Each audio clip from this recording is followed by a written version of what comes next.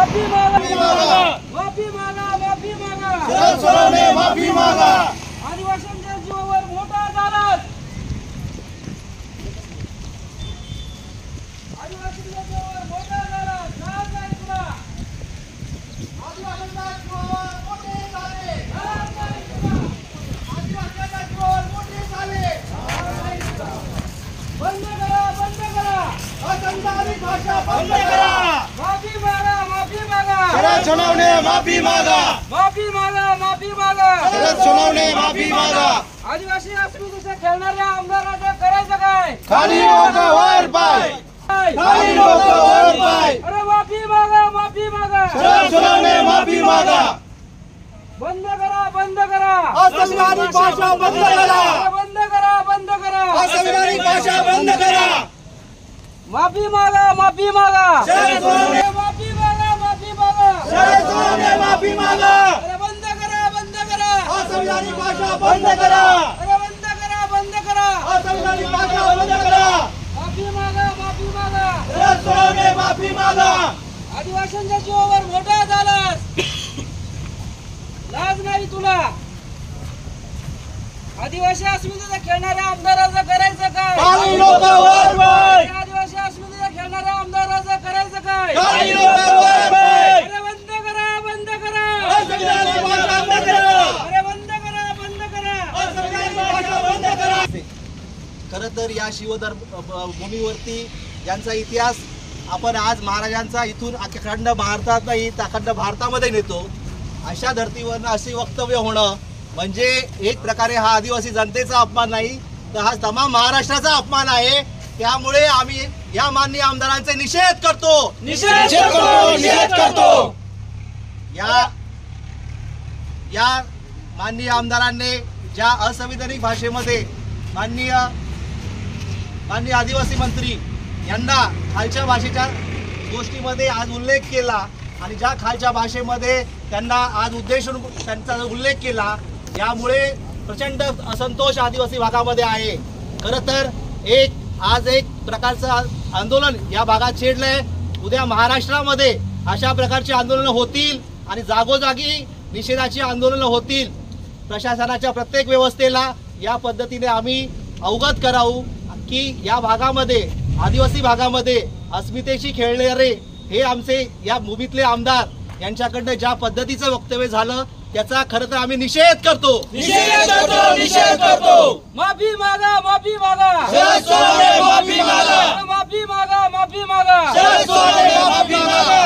खऱ्या अर्थानं जो काही 25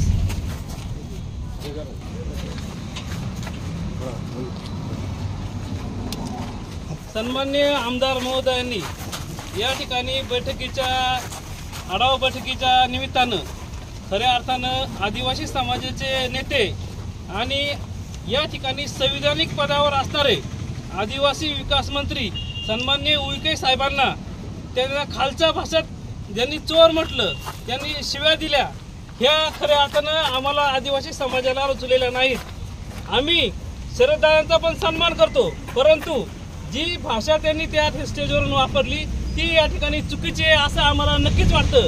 म्हणून आम्ही या ठिकाणी भविष्यामध्ये असा कोणी या ठिकाणी असंविधानिक भाषा ही स्टेजवरून वापरणार नाही किंवा एखाद्या व्यक्तीचा संविधानिक या पदावरती या ठिकाणी आदिवासी विकास मंत्री आहेत, त्या ठिकाणी माणूस दुसरा सुद्धा असू शकतो, परंतु त्या संविधानिक असणाऱ्या या ठिकाणी पदाला जे काही महत्त्व आहे त्याला चोर म्हणणं हे आदिवासी समाजाच्या दृष्टीनं किंवा कोणताही समाज असो या ठिकाणी आपण अशी संविधानिक भाषा त्या पदाबद्दल वापरली नाही पाहिजे। त्यामुळं आम्ही या ठिकाणी त्यांचा जाहीर निषेध करण्यासाठी या ठिकाणी आलेलो आहे आणि जाहीर निषेध आम्ही करणार आहे। खऱ्या अर्थानं आमदार साहेबांची प्रतिक्रिया सुद्धा जाणून घेण्यासाठी आम्ही घरावरती यायचं आम्ही ठरवलं।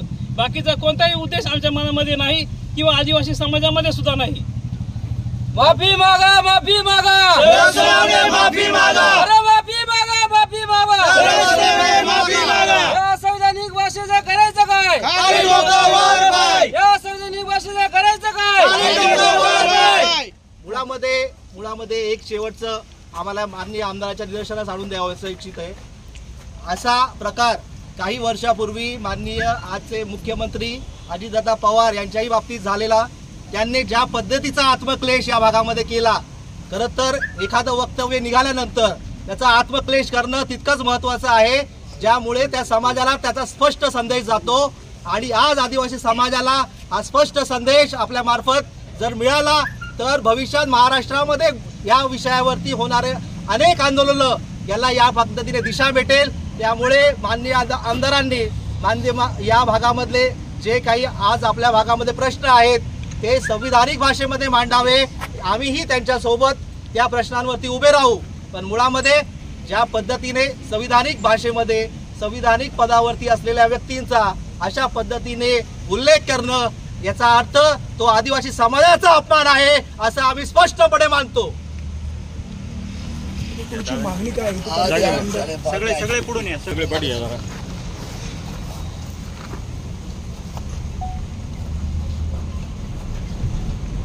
छत्रपती शिवरायांच्या भूमीमधून मला आज स्पष्ट लोकशाही मांडायची आहे। मी अतिशय चळवळीतला कार्यकर्ता